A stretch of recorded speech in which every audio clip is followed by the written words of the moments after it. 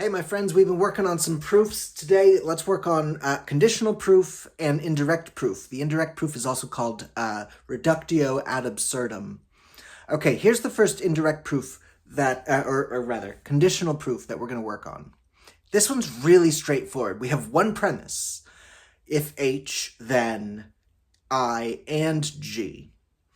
And the conclusion we're looking for is if H, then I.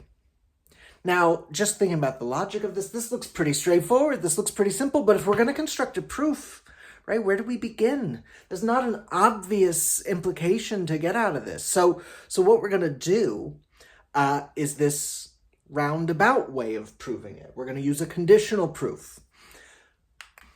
So our second line is going to be the start of our conditional proof for this example. And we're going to start with an assumption. We're going to assume the antecedent of the conditional we're trying to prove. So what happens here is if we assume H and get to I, then we'll have proved that if H, then I, right? So that's what we're doing.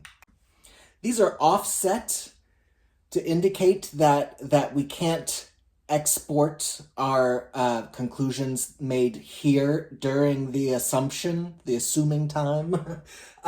We can't export those into other parts of the argument. Not going to be an issue with something this simple. Our assumption gives us the antecedent of the conditional of our sole premise. So it's actually very useful. With that antecedent, we're able to do modus ponens on 1 and 2 to get the consequent of our premise, I and G. And then we can simplify that conjunction to get the consequent that we're looking for. So we start with a premise. We assume the antecedent of the conditional that we're trying to prove. We make some inferences pulling from our premises. We can pull things from above our conditional proof into the conditional proof. And then once we get the the consequent of the conditional we're trying to establish, then we notice we're back in the regular flow of the argument here. We get if H, then I, right? We assumed H, we derived I, and that proves that if H, then I by 2 through 4 conditional proof. And that's what we were looking for. Quod erit demonstrandum, QED. Methinks we're going to like this one less. We've got 5 premises, and I already did it on paper. It's going to take 25 steps. Hey, maybe if you know what you're doing real well, you can even cut some out. See if you can make this more efficient than I have it. This is pretty ugly. It's big. It's unwieldy. The conclusion we're after is a biconditional.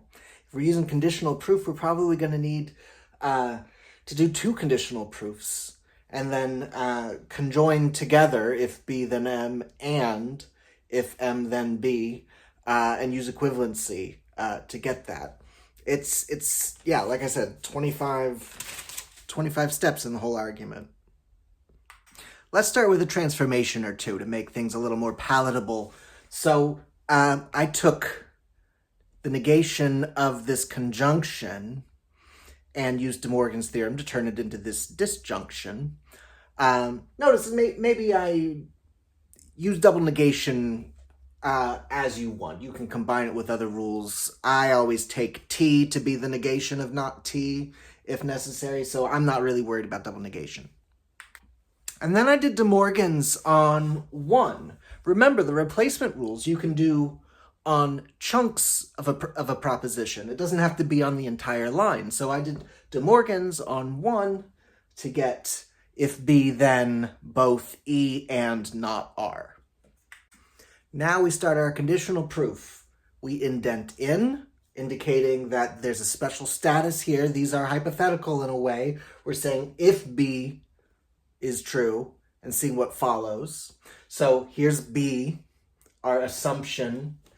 Remember, we need to get if B then M, and then we'll get if M then B and put them together to get our conclusion. So we're going to start with B, and we're trying to use all that we have here to get us to M. So here's a natural move. We've got a conditional with B as the antecedent. We've got our assumption B. So we do modus ponens, of course, to get E and not R. And now I'm going to pull not R out of this conjunction. I could pull E out also, but I've got a plan for not R, and I'm not real sure what we're going to do with E yet, so I'll just leave it in there. But no, I also have E if I need it.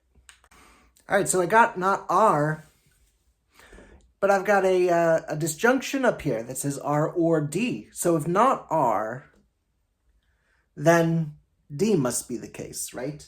If R or D is true, working under these assumptions, we've got not R, so D under these assumptions must be true. You probably can't read this. It says 10-3 disjunctive syllogism. Two quick little moves. Now that I've got D, I'm looking up here and I see if D and E gets me something. So I'm going to pull that E out of my conjunction here with simplification. And then I'm going to conjunction, D and E. And now, still within my conditional proof here, within the closed in this assumption, I'm going to be able to do modus ponens to get this big old ugly consequent. All right, so we got the big ugly consequent from that conditional using modus ponens on 2 and 13. We already have E in our conditional proof from line 12. So now 12 and 14, modus ponens gets us this conjunction. Remember, we're looking for M, so we're going to simplify out this conditional. So now we have if not M, then not D. We already have D. I said already that I don't really care about, right?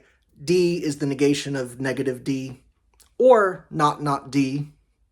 You do it either way. So we already have D on line 11 in our conditional proof. We've got if not M, then not D. So I'm going to use modus tollens. Modus tollens and double negation if you want to, be careful with double negation. Double negation is the one that I really don't care, right? Just do it automatically. Don't list it. Everything else should be listed.